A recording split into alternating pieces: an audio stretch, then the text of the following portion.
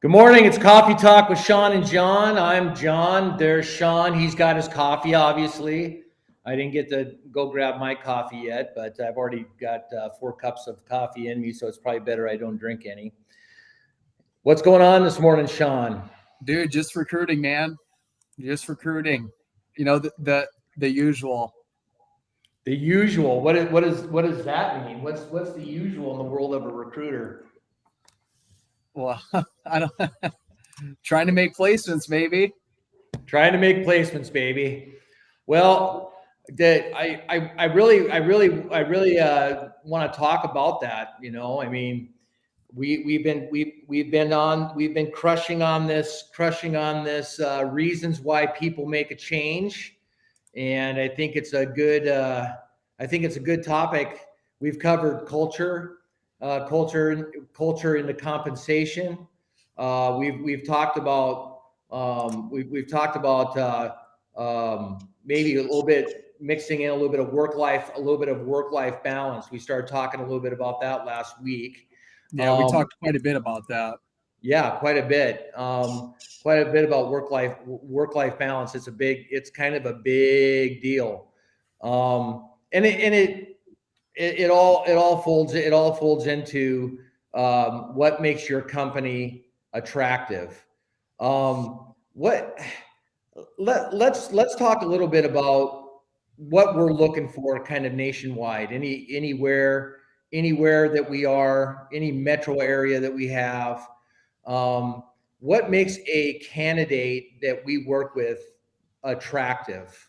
What makes a good, solid, what we call an alpha candidate? We'll talk a little bit about that today. Of course, there's the hard skills. On the drywall side, you're the expert, Shaun. I mean, we're kind of both experts, but you've taught me everything I know, but not everything you know. So when it comes to a drywall project manager or an estimator, why don't you tell me what we would consider to be an alpha candidate that we're looking for right now? Yeah, that's a good question, and we've said this before, but in the commercial drywall industry, almost every company that we recruit for, whether you're a project manager or an estimator, you have to be proficient with on-screen takeoff or quick bid or similar program. It's just it is a preliminary skill set in the industry. Almost every single contractor, even your small mom and pop commercial drywall contractors, are using on-screen takeoff or quick bid, or like I said, a similar programs, but those are the main ones. That's first and foremost one of the first questions I ask a candidate when I'm recruiting.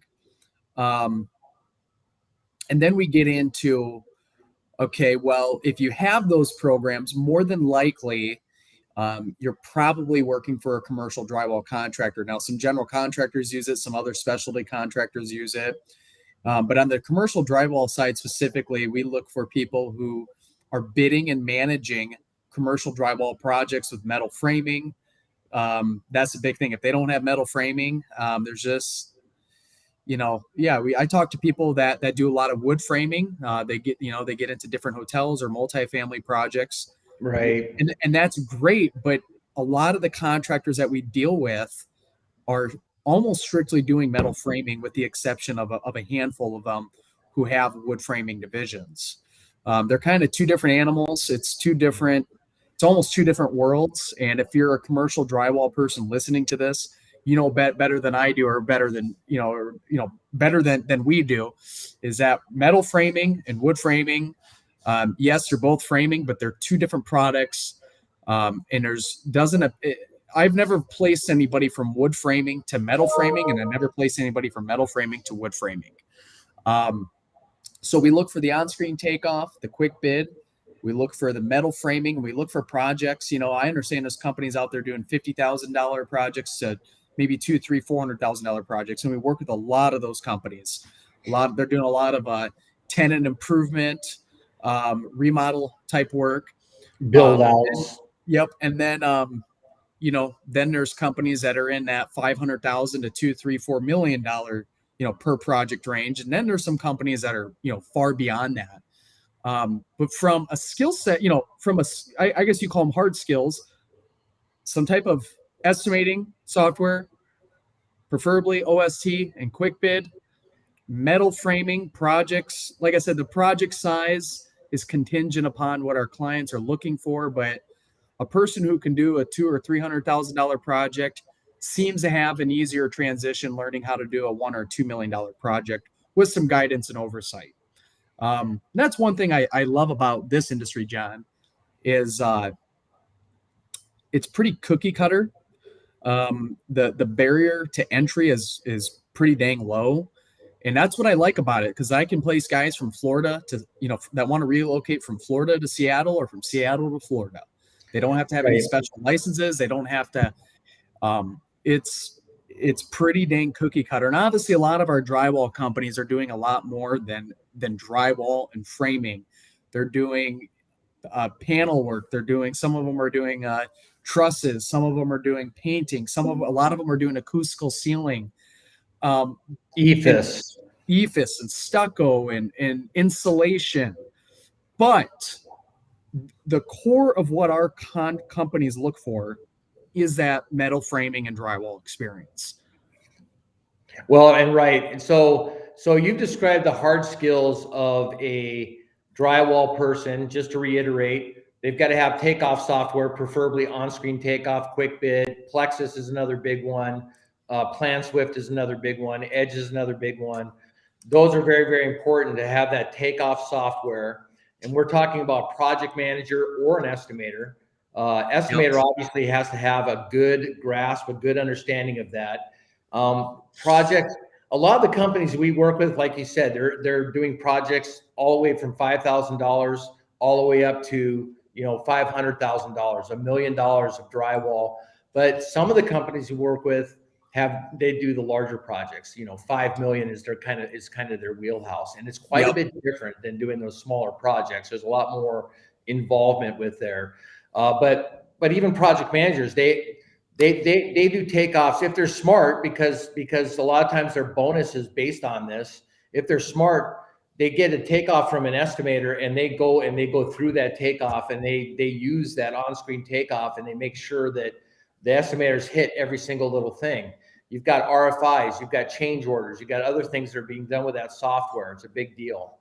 But the other thing that we have that makes a candidate the best candidate out there is tenure. Talk a little bit about that, Shaun, when you have that stability as a drywall guy. Yeah, I think in the context of what we call an alpha candidate, or just someone who's extremely marketable, is another way of looking at that. A candidate who's extremely marketable, is typically someone who has good tenure. And good tenure is in the drywall industry. And if you're an owner of a company or been around for a while, good tenure in my opinion, could be anyone with 3 or more years of experience at the same company. That I've been doing this for 7 years, specifically in drywall. And one of the downfalls of the industry is that, and it's just the nature of it, is that there is a lot of movement. There's a lot of turnover. And I don't know if that will ever get fixed, but in drywall, if you've been at a company for 3, 4, 5, 6, 7, 8, 9, 10, 15, 20 years, your background, assuming you have the on-screen takeoff and metal framing experience, your background is extremely marketable. It's extremely valuable, and honestly, that is one of the things that helps you stand out specifically in this industry. Now, there's a lot of other industries once you get into like life sciences, where people are going from company to company 8 months or a year or 2 years, and that's the nature of it. You're all of a sudden the company you're working for loses its funding, or another big startup happens and you have a chance to make a bunch of money to get on board. I mean, life sciences, there's a tremendous amount of turnover in people. That's just the nature of it. But in drywall, if you've been at your company for 3, 4, 5, 6 plus years, you already stand out from a lot of other, candidates in the market. And unfortunately, we place a lot of people that I would consider hoppy. And it's not that we try and target those people, but it's hard.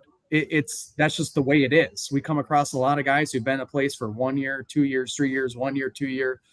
That's just the way it is. So if you've been at your company for 3, 4, 5+ years, and assuming you already have those other hard skill sets, we'll get you lined up on interviews very fast, just because that is a big selling point in this industry. Right. And one big thing that's a big selling point, obviously, is, and you mentioned this, is being specifically focused on drywall subcontractors. Now, we sometimes have drywall subcontractors come to us. These guys, they're project managers, they're estimators, and they say, I don't want to, I want to go into the GC realm. And then sometimes at the same time, we have GC folks that have been working with all the trades say, oh yeah, I work with drywall, I work with framing. Talk about that a little bit as far as those kind of candidates go. Why is it not a wise thing in terms of, if you want to better your career trajectory, to go from one to the other? Well, we work with commercial drywall contractors strictly, and yeah, we've talked to candidates on the GC side, and they do, unless that they're actually self-performing the work, they're not really doing what our clients look for. Our clients look for people that are extremely specialized in the trade, in the metal framing and drywall trade, and so it took, and I think with myself and you included, there was a learning curve to understand that yeah, these general contractor candidates deal with the metal framing and drywall in the projects, but they're not specialists in it. They're not actually estimating that specific project. They're not managing it directly. They're more managing it from a different perspective. And those candidates almost are never a fit for our clients. And I've seen people, and I see this all the time, more times than not, candidates that say, you know what, I'm kind of sick of drywall. I think I want to go work for a GC. That's great. Everyone's got to have goals. Everyone's got to have a goal. And that's tremendous. But 9 times out of 10, those candidates end up either A, staying in drywall, or B, they leave and then they come back. Just because they're specialized in what they do. Their value is in what they've been doing the last 5, 6, 7, 8 years, which is in the commercial drywall industry. All of a sudden they're making $80,000 a year, and a general contractor pays them $90,000 a year. And then the general contractor finds out that, holy crap, this person doesn't really know what the heck they're actually doing. And I see that happen a lot. I'm not just saying that because I have an ulterior motive to keep people in the industry. I have a motive to keep people in the industry because it's a great industry. There's a misconception that general contractor PMs and estimators make more. Huge misconception. A lot of the times it's pretty much the same. It's almost close. And sometimes with the specialty contractors, if you're good, it's actually more than what you could do in a general contractor self-perform. Because when you're in a self-perform situation, you are limited to that contractor. You're limited to the jobs that they're doing. You're not able to go outside of that general contractor and bid other jobs, and therefore your income is limited. So we see that a lot too. I mean, that's the big thing. The big thing is that I want to communicate today in this coffee talk. And again, I don't have coffee because I've already had 5 cups this morning, and it's probably not good for me. But the thing that we're trying to communicate right now is that if you are currently in a job right now that you're not happy with, either the location is bad, you're driving too far, the compensation, you hear stories about people making better compensation than you. They have, between the money, the bonus, the PTO, the benefits, etc. You're curious. You're not sure if you're getting paid what you're worth. The work-life balance, if you're working, we talked to a guy this morning working 60, 70, 80, 90 hours a week, sometimes on the weekends, getting phone calls on Saturday, getting phone calls on Sunday. Not because they're disorganized, but because their boss is a little bit disorganized or a little bit crazy. You don't have the career trajectory. Maybe you're working for a big, huge company, and you've got to be in the same position for 3 years before you're considered for promotion. I mean, there's all kinds of reasons, and you're just thinking, I wonder if there could be something better out there. You should talk to a recruiter, and the best recruiters to talk to is Shaun and John, because here's the thing. We've got Shaun has been in this business for, I mean, a total of 6 years. He's in his 7th year. I'm in my 5th year. We in recruiter years, we've been doing this for 40 years. I mean, Right. In recruiter years, that's like 40 years. So we know the industry in the United States of America, also in Canada. We've got a colleague that's, kind of hot to trot in Canada. So North America, we've got a lockdown on the industry, what the industry is looking for, what the trends are, what the pay scales are, where there's a lot of action happening. We have our fingers on the pulse of the drywall industry. And if you're just curious, you're just wondering, hey, could there be something better? Then you should just give us a call. We keep everything confidential. Now, the one thing that we do know for sure is that the drywall industry is a very, very small, tight-knit industry. Everybody works with the same vendors. I mean, everybody works with the same group of people. You all run. If you're in a city, it doesn't matter if it's a huge city like Chicago or Los Angeles or New York. You're always running into each other on these bids. You're always doing that. So the worst thing that can happen is you put your name out there on Indeed or Career Builder or ZipRecruiter. You put your name out there on LinkedIn, and you say, I'm open for work, or you put your resume out there, and a vendor gets a hold of it. They get a look at it. All of a sudden, you're exposed as looking for a job. If you talk to us, we keep everything confidential. Yeah, let me jump into that. I'm dealing with a professional in the industry right now, a very experienced estimator, project manager. And of course, John and I search Indeed. Of course we do. We spend hours on Indeed. That's our job. We spend hours on it, and we probably between our time spent on it and the placements we make on it, we probably break even. But it's not so much about the money as it is about helping people. But I found a guy on there, and I've known this gentleman for over 5 years. And he's a very good estimator, project manager in a commercial drywall industry. And so I reached out to him. I said, hey, you're just so you know, your resume is on Indeed, and I'd like to help you out. And I actually am in a process of helping this gentleman out. But he went to go update. I don't know how Indeed works from a candidate perspective, but it was supposed to be private. It was supposed to be private. Mm-hmm. And when I was on there, and here's the thing, anybody can get an Indeed account to search resumes. It had his name on there. It had his company he was working for on there. It was not private. And he was under the understanding that it was private. And I said, no, dude, it's not private. And your current company is big enough to where they probably have internal recruiters, where they have internal HR people that are searching for candidates on there. You're going to run the risk of them finding, your resume. And he took it down immediately, because he was under the understanding that it was private. So I think it's a good reminder that, Indeed, Monster, all of those things serve a purpose. There's no ifs, ands, or buts about it. But if you're currently employed and you don't want to lose your job, that's where it makes sense to reach out to us and to let us look out there confidentially for you. And I'm going to say one more thing, John. We're helping this candidate out in California, and John and I, you were on the phone with him this morning. We're actually in the process of putting a deal together.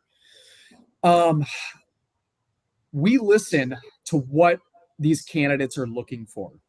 So this guy is running he's overworked. He's way overworked. He's running a large volume of work. He's working a ton of hours. His wife's a stay-at-home mom. They've got 2 kids, one on the way. All of these scenarios. And so I went out there and I started talking to companies, and I focus on companies that are geographically closer to where he lives, and companies that literally that are probably on a smaller scale that offer a better work-life balance. And so here's the thing. I could have gotten this guy on 8 interviews. On 8 interviews, and 6 of those would have been the same what he's doing right now or even worse. Okay? And so what I did is I boiled it down. I've got him into one thing right now, and there's a couple. We're working on a couple other potential opportunities, but we listen to what our clients are. What the clients. When I say clients, are professionals that reach out to us. We listen to specifically what they want, and then we go out there and find that. You can't find that on a job posting. You can't find that. Well, and the worst thing, I want to expand on that Indeed thought process, but it brings it over into other recruiters as well. Right. What we pride ourselves in is a professionalism of making sure, just like Shaun was saying, that we're getting you into the jobs that make sense. We're putting you into interviews that make sense. If a person wants to work for a medium-sized company, we're not going to put them in an interview with an extremely large company. We're not going to look at places that are just lateral moves, but we're also not going to expose you. And here's what sets us apart is that number one, I won't say we're marketing geniuses, but what we are is we're very, very good at marketing backgrounds without exposing who the person is. Yes. In other words, we are able to get you in front of interviews before a person even knows your name or has taken a look at your resume. They want to interview you because we take such a detailed description of your background, experience, and what you're looking for. That's number one. Number two, I want to mention that Indeed, what Shaun was talking about, I know about Indeed because I used to be an employer myself. And what Indeed does is they look at keywords. So like we're talking about drywall, you have a keyword drywall, metal stud framing, etc. They're going to send your resume to every single drywall company out there, not even looking at your own company. So that's the big thing, is that you run the risk when you work with Indeed, ZipRecruiter, Monster, Career Builder. You run a real risk of your company getting your resume from them, and you don't even have to have your resume active. In other words, if your resume is a marketing tool for Indeed.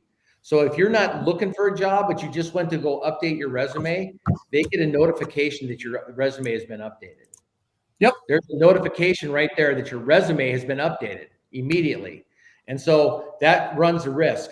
Now, we keep your information confidential. We're not like other recruiters or like Indeed or like ZipRecruiter or like Monster. I know other recruiters that send resumes unsolicited to every single company that's out there. And what happens if it's your boss's buddy that gets your resume?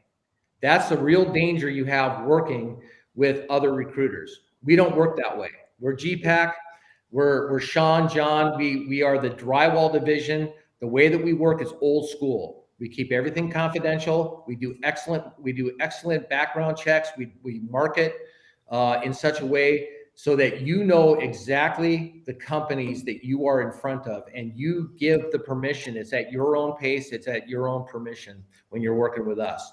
Yeah. So that's the benefit. Now we're looking for candidates. I'm gonna be upfront with you. We're looking for candidates. We're looking for candidates all across the country. This morning I posted, I think I posted 10 or 12 extremely hot jobs that are going to be hiring immediately. I mean, after a 2-week notice. That we could literally get you on a confidential interview today with something that could be better than what you have right now. And so I'm talking to you. If you're a drywall person, you've got that background, you got on-screen takeoff, you got quick bid, you're doing projects from $5,000 up to $5 million.